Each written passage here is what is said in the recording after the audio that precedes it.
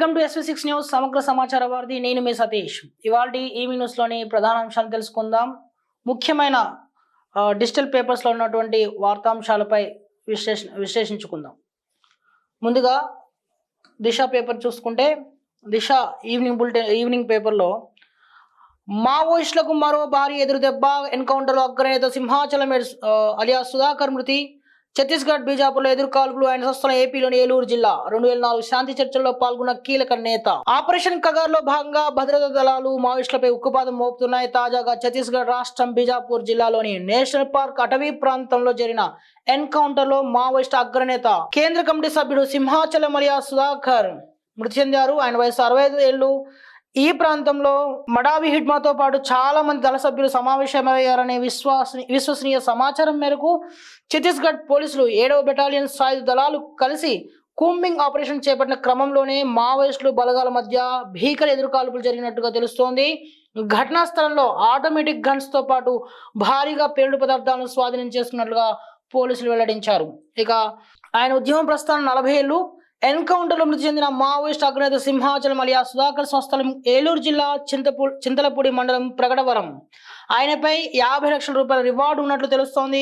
కాగా 2004లో అప్పటి రాష్ట్ర ప్రభుత్వంతో జరిపిన శాంతి చర్చల్లో సుధాకర్ పాల్గొన్నారు. ఆయనకు గౌతమ్ అనే మరో పేరు కూడా ఉండగా, ఆయన తండ్రి రామకృష్ణ నాయుడుగా తెలుస్తోంది. 40 ఏళ్లుగా మావోయిస్ట్ ఉద్యమంలో ఉన్న సింహాచలం పూర్తి పేరు తెంటు లక్ష్మీ నరసింహాచలం. ఆపరేషన్ కాగార్ నేపథ్యంలో వరుస ఎదురుదెబ్బలు తగులుతున్నాయి. ఇటీవలే కామ్రేడ్ బిఆర్ మృతి చెందారు. తర్వాత హిడ్మా, అలాగే చాలా మంది లొంగుబాటు, ఆ తర్వాత ఎన్కౌంటర్లో చాలా ఎక్కువ మంది గతంలో మునిపెన్నడు లేనటువంటిగా ఎన్కౌంటర్లో నక్సలైట్లు అందరూ కూడా మృతి చెందుతున్న విషయం తెలిసింది. తాజాగా మరో భారీ ఎదురుదెబ్బ తగిలింది. సింహాచలం అలియాస్ సుధాకర్ చనిపోయినట్టుగా మనకి సమాచారం. ఈయన ఏపీలోని ఏలూరు జిల్లా చింతలపూడి మండలంలోని ప్రగడవరం అనే గ్రామానికి చెందినవారు. ఆయన ఇద్దరు రామకృష్ణ నాయుడుగా చెబుతున్నారు. గత 40 ఏళ్లుగా ఆయన ఉద్యమంలో ఉన్నారని, అలాగే 2004 సంవత్సరంలో జరిగినటువంటి, అప్పుడు ఉమ్మడి రాష్ట్రంలో జరిగినటువంటి చర్చల్లో, అంటే శాంతి చర్చల్లో ఆయన పాల్గొన్నట్టుగా మనకి తెలుస్తుంది. సో అంటే వరుస ఎదురుదెబ్బలతో మావోయిస్ట్ పార్టీ కోలుకోలేని విధంగా తయారైందన్నట్టుగా విశ్లేషణలు కూడా వినిపిస్తున్నాయి మనకి. మరో వార్తను చూద్దాం. ఎమ్మెల్యే మాగంటి గోపీనాథ్ కు తీవ్ర అస్వస్థత. ఏఐజీ ఆసుపత్రి ఐసీయూలో కొనసాగుతున్న చికిత్స. ఇటీవల అనారోగ్యానికి గురైన జూబ్లీహిల్స్ ఎమ్మెల్యే, బీఆర్ఎస్ నేత జూబ్లీహిల్స్ ఎమ్మెల్యే మాగంటి గోపీనాథ్ తీవ్ర అస్వస్థతకు గురయ్యారు. గుండె సంబంధిత సమస్యతో ఇటీవల గచ్చిబౌలి ఏఐజీ ఆసుపత్రిలో చేరిన ఆయన ఆరోగ్య పరిస్థితి తీవ్ర విషమంగా ఉన్నట్లు తెలుస్తోంది. ఐసీయూలో వైద్యులు చికిత్స అందిస్తున్నట్టు సమాచారం. మాజీ మంత్రి ఎమ్మెల్యే హరీష్ రావు సైతం ఇదే విషయాన్ని వెల్లడించారు. విషయం తెలిసిన వెంటనే పార్టీ కీలక నేతలు హుటాహుటిన ఆసుపత్రికి చేరుకుంటున్నారు. మాగంటి గోపీనాథ్ జూబ్లీహిల్స్ ఎమ్మెల్యే, అంటే బీఆర్ఎస్ లోని కీలక నేత జూబ్లీహిల్స్ ఎమ్మెల్యే మాగంటి గోపీనాథ్ తీవ్ర అస్వస్థతతో ఏజీ హాస్పిటల్లో చికిత్స పొందుతున్నారు. ఆయన గత కొంతకాలంగా అనారోగ్యంతో బాధపడుతున్నారు. మాగంటి గోపీనాథ్ జూబ్లీహిల్స్ నుంచి గత వరుసగా 3 సార్లు ఎమ్మెల్యే అయ్యారు. ఆయన తొలుత టీడీపీ పార్టీ నుంచి కీలకమైన నేతగా ఎదిగారు. తర్వాత 2014లో తొలిసారి ఎమ్మెల్యే అయిన తర్వాత పార్టీ నుంచి పార్టీ మారారు, బీఆర్ఎస్లో చేరారు. నాటి టీఆర్ఎస్, నేటి బీఆర్ఎస్ పార్టీలో చేరారు.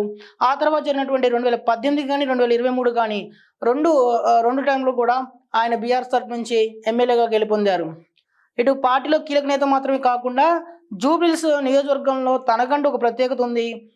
అంటే అడిగిన వెంటనే సాయం చేస్తారన్న పేరు కూడా ఉంది ఆయనకి. నియోజకవర్గ ప్రజల్లో కానీ, లేదంటే అనుచర వర్గంలో కానీ అభిమానులు మాత్రం చాలా ఎక్కువ మంది ఉన్నారు ఆయనకి. ప్రస్తుతం ఆయన పరిస్థితితో ఒక్కసారిగా జూబ్లీహిల్స్ మొత్తం కూడా ఒక విషాదం, ఒక టెన్షన్ వాతావరణం అయితే నెలకొంది. ఒక ఆందోళన అయితే కనిపిస్తుంది అక్కడ. నియోజకవర్గ ప్రజలందరూ కూడా చాలా దిగాలుగా ఉన్నారు. తమ అభిమాన నేతకు ఏమవుతుందో అన్న ఒక ఆందోళన అయితే వాళ్ళలో నెలకొంది. ఆయన త్వరగా కోలుకొని మళ్ళీ ఇంటికి చేరుకోవాలని చెప్పేసి వాళ్ళందరూ కూడా కోరుకుంటున్నారు. మరో పక్కన బీఆర్ఎస్ కీలక నేతలు అంటే హరీష్ రావు ఇలాంటి వాళ్ళందరూ కూడా హాస్పిటల్కు చేరుకొని అక్కడ పరిస్థితిని సమీక్షిస్తున్నారు, డాక్టర్లతో మాట్లాడుతున్నారు. ప్రస్తుతం ఆయన వెంటిలేటర్పై చికిత్స అందిస్తున్నట్టుగా మనకు తెలుస్తోంది. విషయం తెలుసుకున్న హరీష్ రావు సహా పార్టీ ముఖ్య నేతలు ఆసుపత్రికి చేరుకున్నారు. కాగా ఆయనకు ఐసీయూలో చికిత్స కొనసాగుతున్నట్టు హరీష్ రావు పేర్కొన్నారు. ప్రస్తుతం గోపీనాథ్ వెంటిలేటర్ మీద చికిత్స పొందుతున్నారని చికిత్స స్పందిస్తున్నట్టుగా ఆయన వెల్లడించారు. మరోవైపు మాగంటి పరిస్థితిపై కుటుంబ సభ్యుల్లోనూ మాజీ CM KCR, working president KTR ఎప్పటికప్పుడు వివరాలు తెలుసుకున్నట్లుగా మనకు తెలుస్తోంది. ప్రస్తుతం అంతా బీఆర్ఎస్ నేతలందరూ కూడా ఏజీ హాస్పిటల్కి చేరుకుని అక్కడి పరిస్థితిని తెలుసుకుంటున్నారు. ఎప్పటికప్పుడు సమాచారాన్ని తమ అధినేత కేసీఆర్కి అలాగే వర్కింగ్ ప్రెసిడెంట్ కేటీఆర్ కూడా అందిస్తున్నట్టు తెలుస్తుంది. మరో పక్కన మాగంటి గోపీనాథ్ కుటుంబ సభ్యులను కేసీఆర్ అలాగే కేటీఆర్ కూడా పరామర్శించి వాళ్ళకి ధైర్యం చెప్పేందుకు ప్రయత్నం చేస్తున్నట్టుగా మనకు సమాచారం. ఇక మరో వార్త, తెలంగాణ కేబినెట్ కీలక భేటీ, సీఎం రేవంత్ అధ్యక్షతన కొనసాగుతున్న సమావేశం, రాజీవ్ యువ వికాసం, ఇందిరమ్మ ఇళ్లు సహా పలు అంశాలపై చర్చ. ముఖ్యమంత్రి రేవంత్ రెడ్డి అధ్యక్షతన రాష్ట్ర సచివాలయంలో కేబినెట్ కీలక భేటీ జరుగుతోంది. ఈ సమావేశంలో రాజీవ్ యువ వికాసం, ఇందిరమ్మ ఇళ్లు, వానాకాలం పంటలపై చర్చతో పాటు భూభారతిపై సమీక్షించినట్లు తెలుస్తోంది. కాళేశ్వరంపై విజిలెన్స్ రిపోర్ట్, అలాగే ఎన్డీఏ నివేదికతో పాటు ప్రభుత్వ ఉద్యోగుల సమస్యలు, వేములవాడలో కోడెల మృతిపై కూడా చర్చించనున్నట్లుగా మనకి సమాచారం.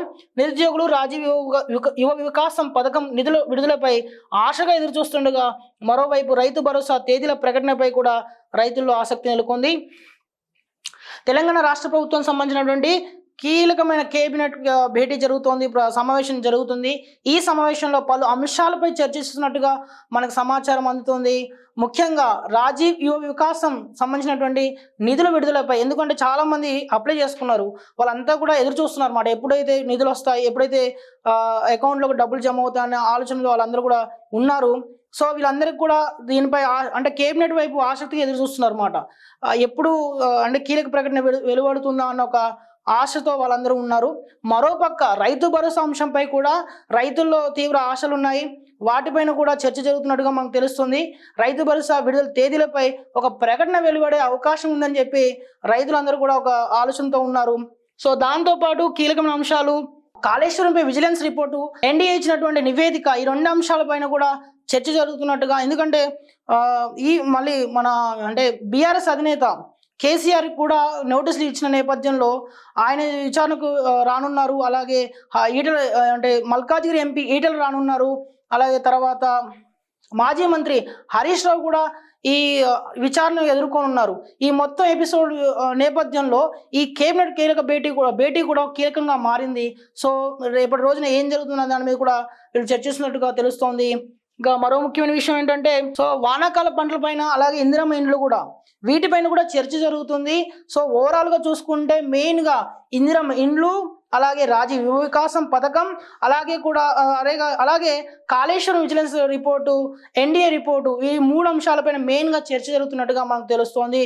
అలాగే రైతు భరోసా విడుదల తేదీలపై కూడా ఒక చర్చ జరుగుతుంది. వీటన్నిటిపై కూడా రాష్ట్ర రైతాంగం అలాగే యువత ఆశగా ఎదురు చూస్తున్న విషయం మనకైతే తెలుస్తోంది. ఇక మరో వార్త చూద్దాం.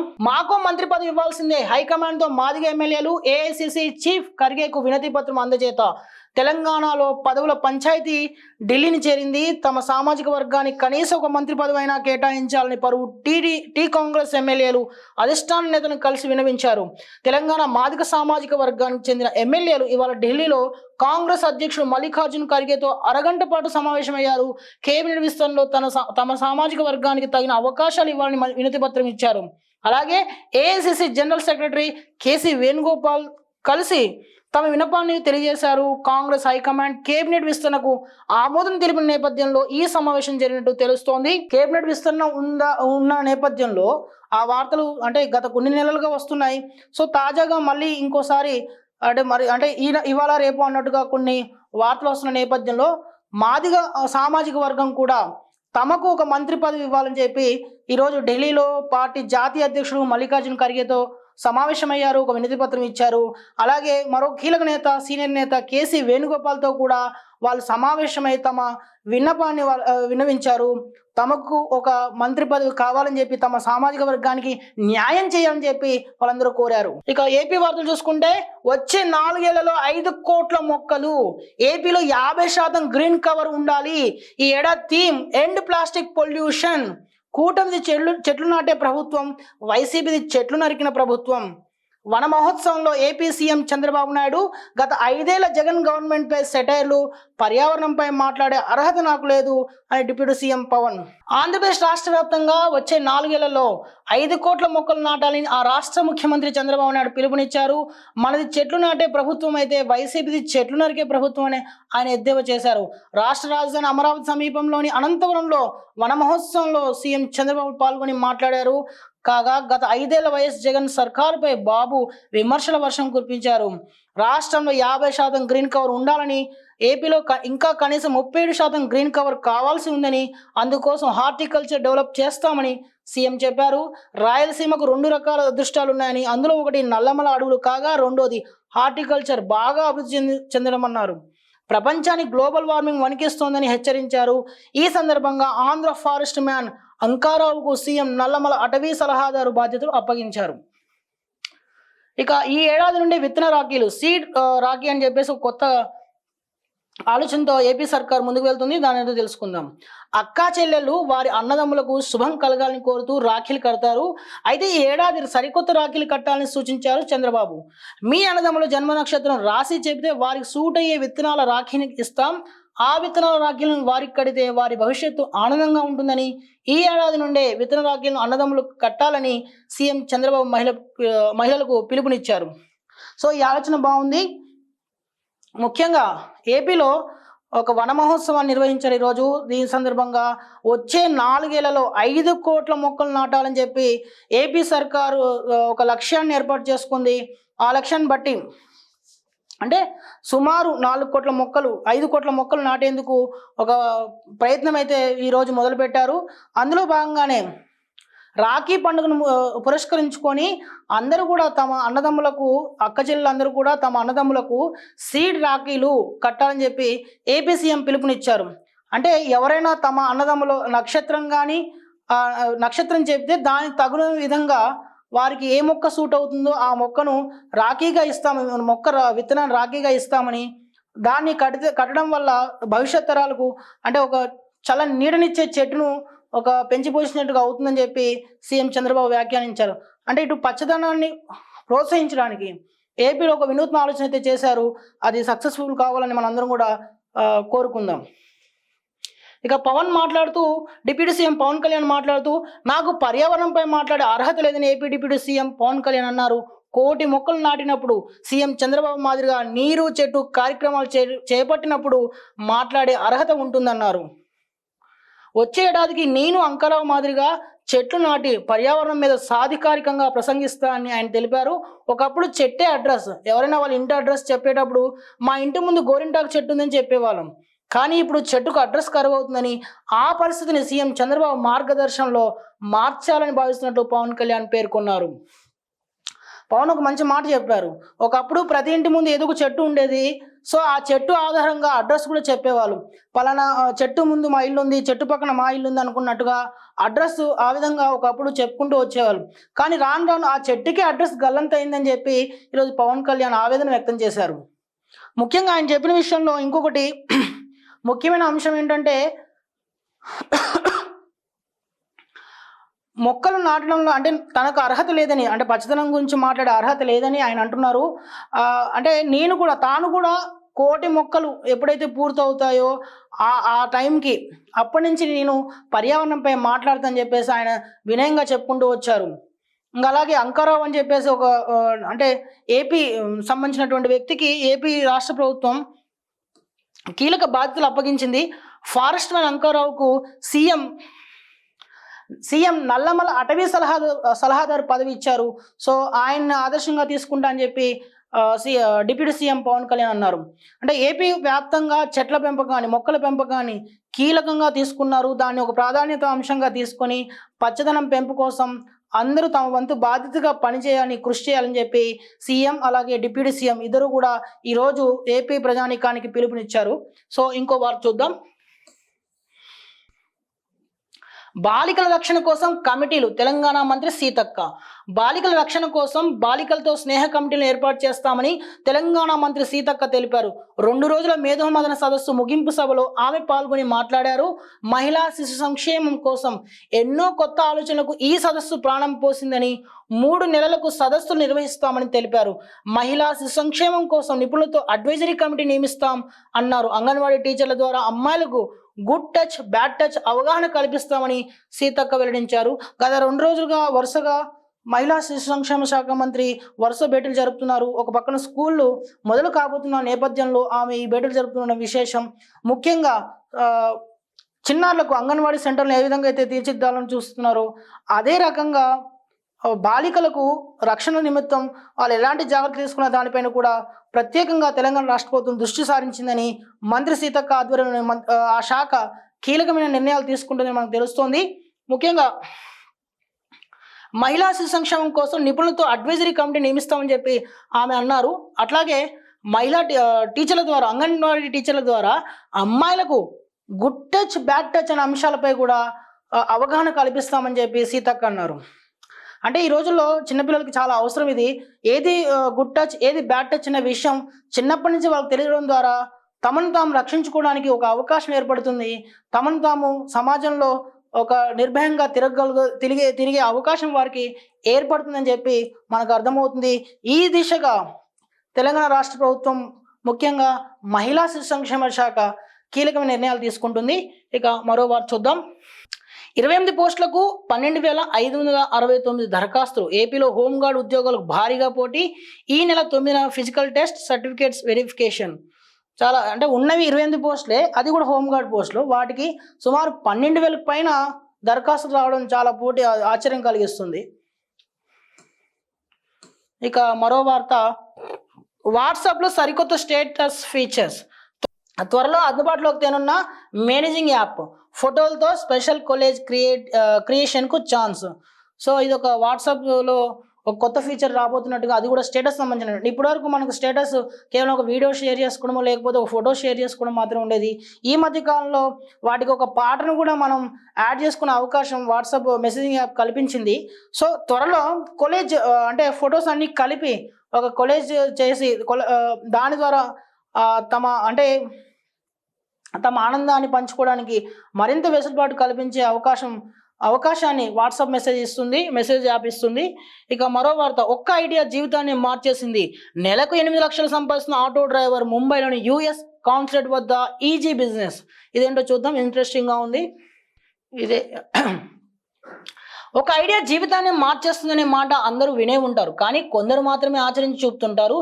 సరిగ్గా అదే చేశాడు ఆటో డ్రైవర్. ముంబైలోని US consulate office area visa appointment కోసం పోయే వారితో బిజీగా ఉంటుంది. అయితే అక్కడ బ్యాగులు ఇతర వస్తువులు లోపలికి అనుమతించరు. సమీపంలో ఎక్కడా లాకర్ ఫెసిలిటీ కూడా లేదు. బయట ఎక్కడైనా పెట్టే సౌకర్యం లేక జనాలు అవస్థలు పడుతున్నారు. సరిగ్గా ఇదే గమనించిన ఓ ఆటో డ్రైవర్ వీసా కోసం వచ్చే కస్టమర్ల బ్యాగులను తన ఆటోలోనే సేఫ్గా భద్రపరిచి అందుకోసం కొంత మొత్తం నగదు తీసుకోవడం మొదలుపెట్టారు. క్రమంగా డిమాండ్ పెరగడంతో సదరు ఆటో డ్రైవర్ ఆటోను తోలడం కూడా మానేసి కేవలం బ్యాగులను భద్రపరిచే సేవను ప్రారంభించాడు. ఇలా ఒక్కో బ్యాగ్కు ₹1000 వసూలు చేస్తూ రోజుకు 20-30 మంది కస్టమర్ల నుంచి 20,000 వరకు నుంచి 30,000 వరకు సంపాదిస్తున్నాడు. ఈ విషయాన్ని lens corporate leader Rahul Rupani social మీడియాలో షేర్ చేయగా తెగ వైరల్ అవుతోంది. ఐడియా అదిరింది గురు అంటూ నెటిజన్లు తెగ పొగడేస్తున్నారు. ఈయన పని బాగుంది. US కాన్సులేట్ దగ్గర అందరూ వస్తుంటారు కదా వీసాల కోసం, వాటి కోసం ప్రయత్నించే వారి కోసం. లోపలికి వెళ్ళేటప్పుడు వాళ్ళ లగేజ్ పెట్టుకోవడానికి సరైన సదుపాయం లేదు. సో దీన్ని అక్కడున్న ఒక ఆటో డ్రైవర్ చక్కగా క్యాష్ చేసుకోవడం మొదలుపెట్టాడు. అంటే ఒక ఐడియా జీవితాన్ని మార్చేసిందంటే ఇదే కాబోలు. తను అంటే వాళ్ళ బ్యాగులని వాటిని కూడా తను భద్రపరుస్తా అని చెప్పి లగేజ్ అన్నిటిని కూడా ఇంత అని చెప్పి ఒక ఛార్జ్ పెట్టి ఆ ఛార్జ్ నుంచి వాళ్ళని వసూలు చేస్తూ ఆ బ్యాగులను భద్రపరచడం మొదలుపెట్టాడు. ఇప్పుడు అది ఒక్కో బ్యాగ్కు ₹1000 వరకు అయిందంట. ఇలా ఆయన రోజుకి 20,000 నుంచి 30,000 వరకు సంపాదిస్తున్నాడని చెప్పేసి lens corporate leader Rahul Rupani తన సోషల్ మీడియాలో ఈ విషయాన్ని పంచడంతో ఇది పెద్ద వైరల్గా మారిపోయింది. నెట్టింట ప్రశంసలు జల్లు కురుస్తుంది. ఆ ఐడియా ఆటో డ్రైవర్ యొక్క ఐడియా నచ్చడంతో ప్రతి ఒక్కరు కూడా ప్రశంసిస్తున్నారు ఆయన్ని. సో ఈ విధంగా ఆయన నెలకు 8 లక్షలు సంపాదిస్తుందని చెప్పేసి మనకి తెలుస్తుంది. సో ఇది ఒక వార్త.